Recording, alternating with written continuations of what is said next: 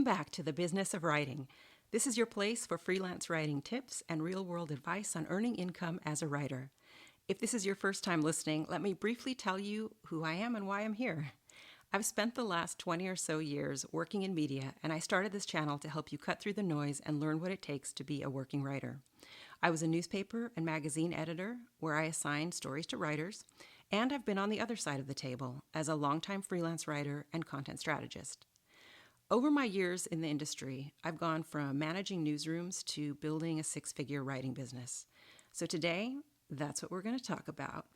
I'm going to share the income part of my story, the things that worked for me, and how I was able to build a sustainable career. I'll also talk about the lessons I learned along the way, as well as a couple of tips to help you meet your own goals. Now keep in mind, this is only one story. It's the path I took, and your path could look completely different. There is no single way to be a freelance writer. We all learn from each other, and we customize our journeys based on our unique needs and where we're at in life. And just to let you know what we'll be talking about today, we're going to chat about starting out, what that looked like for me, the importance of exploring a niche, and the role of landing contract work. I'll also go over a few lessons learned, so hopefully you can avoid some of my mistakes. So grab a notebook in case you want to take a couple of notes, and let's dive in. First, I want to start out by saying I didn't have any special degree in writing.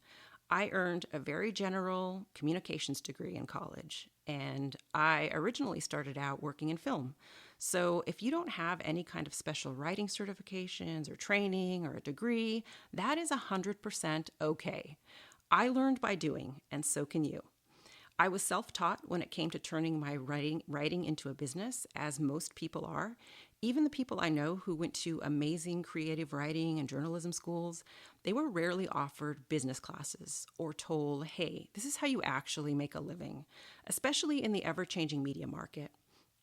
And if you're a working journalist who's been recently laid off, I feel for you. I have been there, and I know how much that sucks. It's one of the reasons why I started creating content around the business side of freelancing, because unfortunately, many creatives that I know were never taught how to run their own writing like a business or maintain a steady income. It's just not something that's really covered, especially in creative writing programs. So wherever you are in your journey and whatever your starting point, you absolutely have the ability to learn how to make a living with your writing. It's just going to take some trial and error, and you will find your sweet spot and build your portfolio and a client list.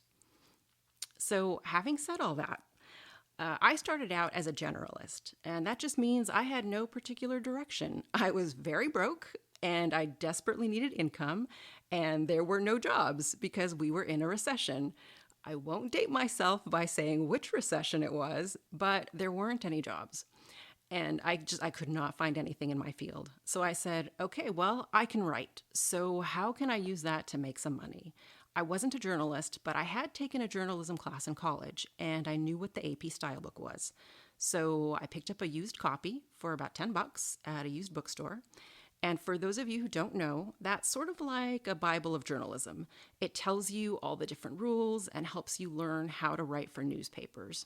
So I'll put a link to that book and another book from the AP in the show description box so you can easily find it. I also signed up to write for a couple of content mills, and it was there that I learned how to write very fast, and they taught me about search engines and SEO and how to write for the internet. Now, if you don't know what a content mill is, that's amazing, and I am really happy for you. They don't really exist anymore because AI has replaced a lot of that kind of work. But basically what they were companies that used to pay writers like $30 to knock out about 300 words of SEO slop. I do not recommend writing slop, but at that time, it was an easy way for students to make a few bucks, and it helped me pay my rent. So I wasn't going to be picky at that point in my life. And like I said, I will put a link to the AP style book and some other resources in the show description. So my long-winded point in all this is I was entirely self-taught, other than that one class in college that I barely paid attention to. So if I could learn how to be a working writer, you absolutely can too. A lot of new writers tell me that they don't know where to start because they don't have any particular interests, they don't really know what to do. And if that's you, being a jack of all trades is a totally fine place to start. For at least the first 2 years that I was writing, I would write about whatever, whenever, for whoever. The problem with that approach is that it's really hard to gain traction in one field and work up to higher paying assignments. But on the other hand, you're building clips in the beginning, and that's a great place to start. I mean, that is the goal. You need to build your clips. So, my first ongoing steady gig was writing for two local newspapers. They were owned by the same company as a lot of newspapers are now, but I got weekly assignments for each paper. So if there was a school board meeting or a city council event or a new construction project, I would show up, I would ask questions, and I would file a story. So if there's a local newspaper or a lifestyle magazine or something like that in your city, email the editor and ask if they need any freelance help. Chances are you can land an assignment and it will teach you how to work with editors, how to find resources and interview people, and how to write quickly and on deadline. If you already have journalism experience, that is awesome. You are already past this part. But for the people who are just starting out, this is a good way to learn the ropes. Writing for smaller publications helps you gather clips for your portfolio, and you'll start making connections within the community and with, leaders in the industry and editors. If you're coming from the news world, you already know that the pay isn't going to be great. You won't get rich as a newspaper stringer. That's what they call freelancers. They call them stringers. But it's a great way to get to know people and to establish yourself as a writer and to get used to working with editors and sort of publication deadlines and cycles. I really enjoyed writing for newspapers, but it didn't take me long to figure out that the real income in freelancing is finding a profitable niche. The truth is, it's really hard to stand out and get good paying assignments if you're just trying to do everything.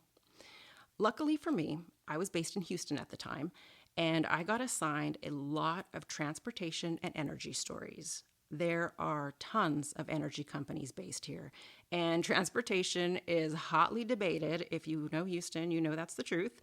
So there was always something to write about.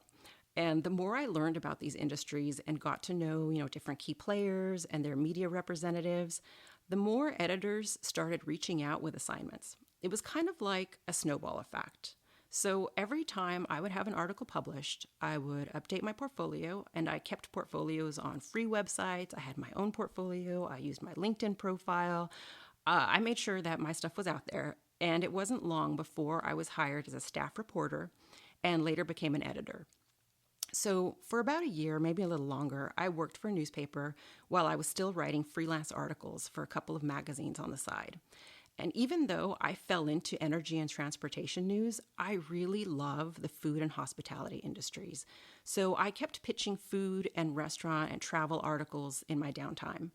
I ended up getting several assignments with a couple of magazines, and so for about 5 years, I was doing that on the side, and I loved it.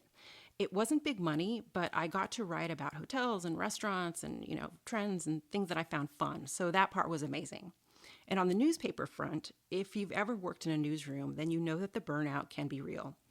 After a couple of years in news, one of my contacts asked me if I would consider working on a writing project for their company. The pay would be incredible, but it was only a 3-month contract. And it was a big decision, but I said, yep, I went ahead and took it. I left news behind and I went to work on the corporate side as a business writer. This was an energy company, so I made sure to stop covering them in any articles that I might pitch or work on as a freelancer. And that's one big thing that you want to watch out for. You never want to create any kind of conflict of interest. You don't want to write about any company if you've worked with them or if you do any kind of contract work with them on the side.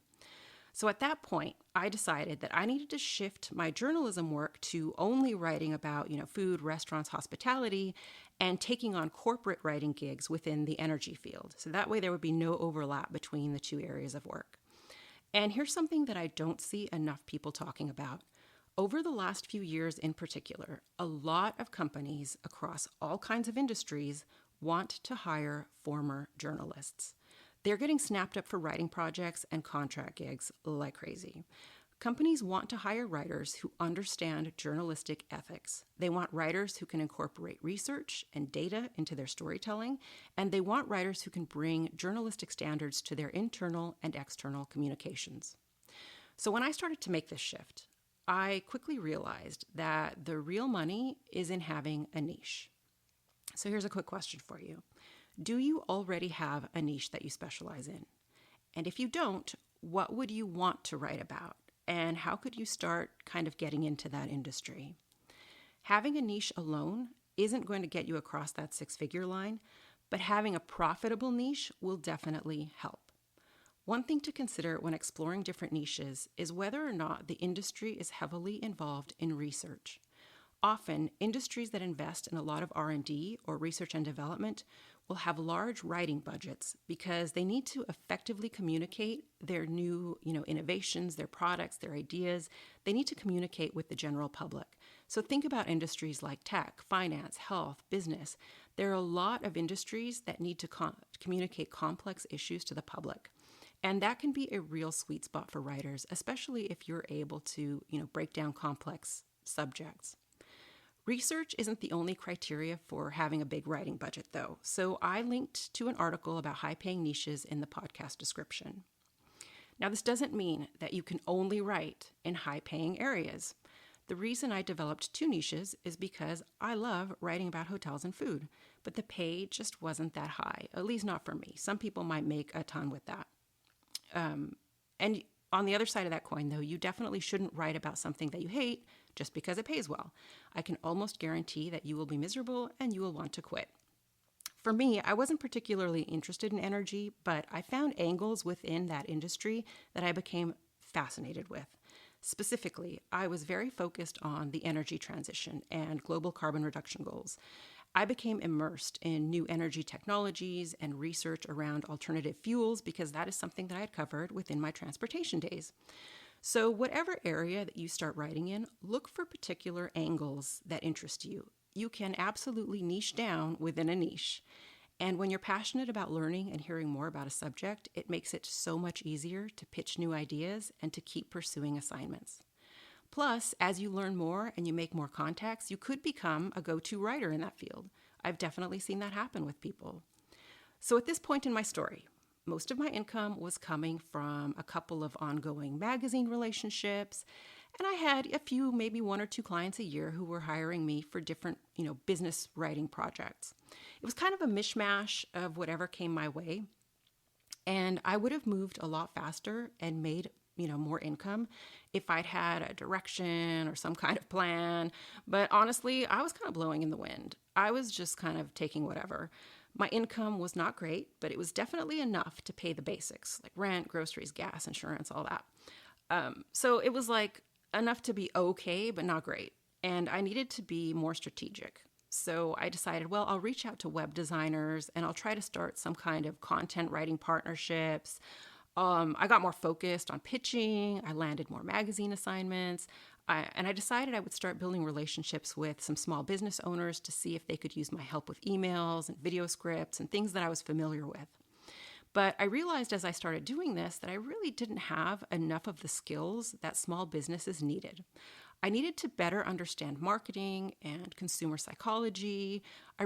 Even though I had a communication degree, I really did not know anything about marketing or business or any type of consumer behavior. I didn't understand how to write copy that would convert.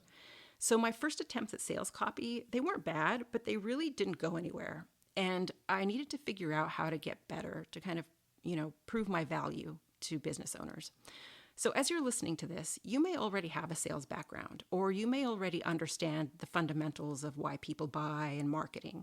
But if you don't have that kind of background or marketing or sales experience, you may want to read a few books or watch some videos about consumer behavior and persuasive writing.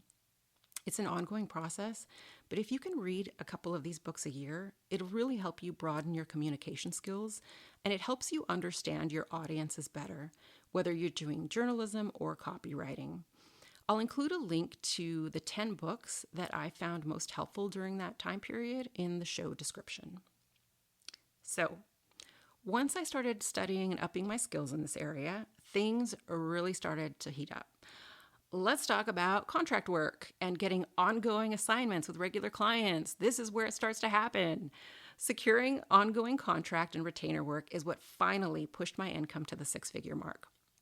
Contract and retainer projects are when you work with a company for as little as 3 to 6 months, or it could be as long as several years, depending on the project and what you're writing for them. So you basically become a paid contractor. You're paid a contract or retainer rate that's typically higher than a regular direct hire job rate because you're responsible for your own benefits. In most cases, this is going to be a 1099 situation, or they'll call it an independent contractor situation. In many industries, companies rely on independent contractors and agencies to supply copywriters and content strategists. The reason is because the marketing department is usually the first thing to get cut when a company wants to save money. Because of this, a lot of companies rely on contract writers for their marketing and communication teams. It's an easy way for them to add and cut staff and writers and content strategists without having to constantly go through the process of hiring and laying off people. So once my portfolio had filled out and I had been steadily freelancing for a couple of years, recruiters started reaching out to me directly with these kind of opportunities.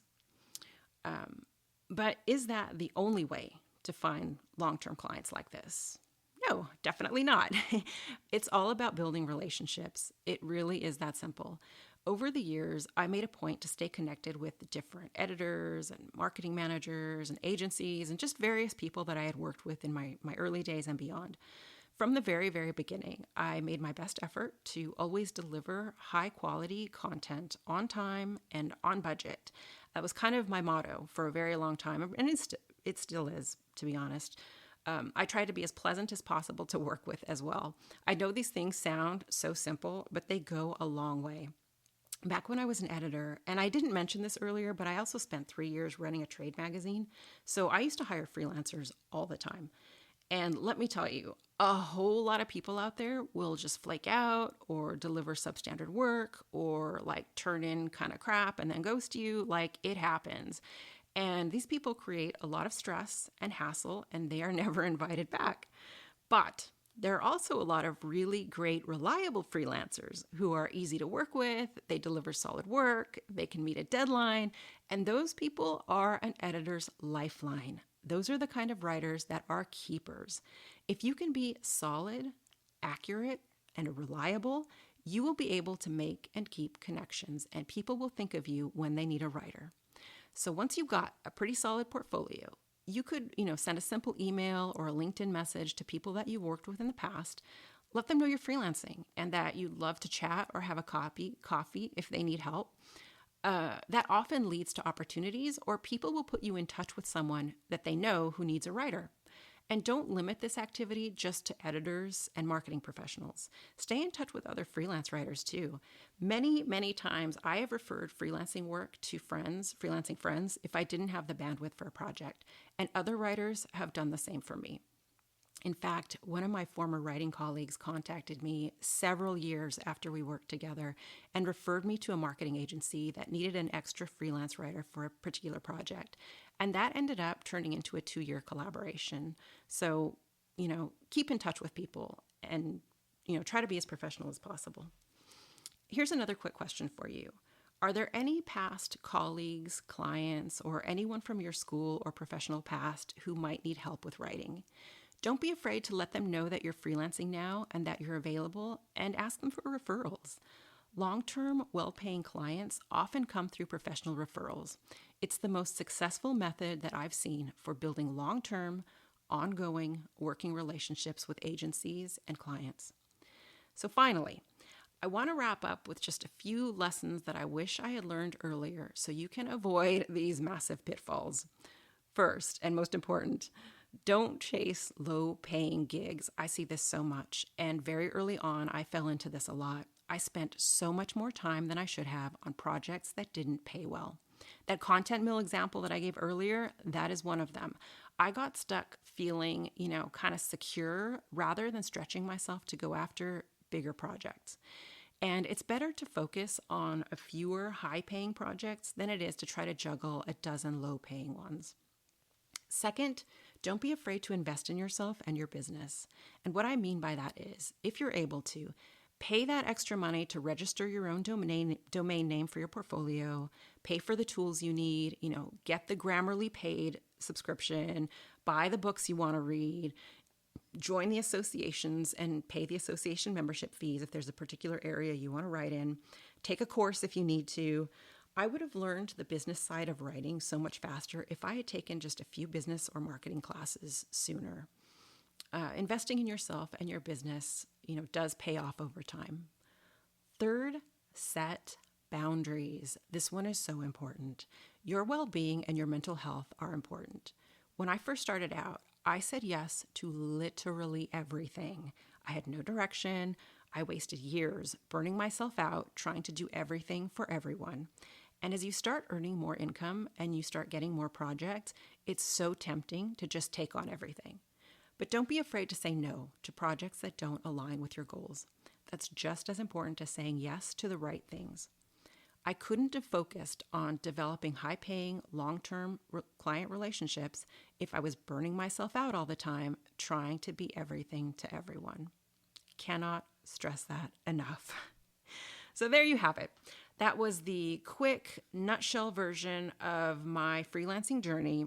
I'd say it took probably about 10 years from the first really low paying gigs to, really finding my stride in my niche and figuring out how to balance, contract work and clients and, occasional magazine articles, which I still write sometimes. But it's not as much of a focus anymore. I hope that you've gotten a few ideas, maybe some inspiration from this podcast, and that it helps you to plan your own journey to consistent income. If you found this episode useful, please subscribe to the podcast and leave a review. And if you're ready to learn more and plan a freelancing journey that is uniquely suited to you, visit livewritepublish.com or visit the resources in the show description. I'm building out content constantly to try to help writers, really up their business skills so they don't get trapped in these sort of, low-paying cycles for a long time. Thank you for listening to The Business of Writing. Until next time, keep writing and keep growing your freelancing knowledge.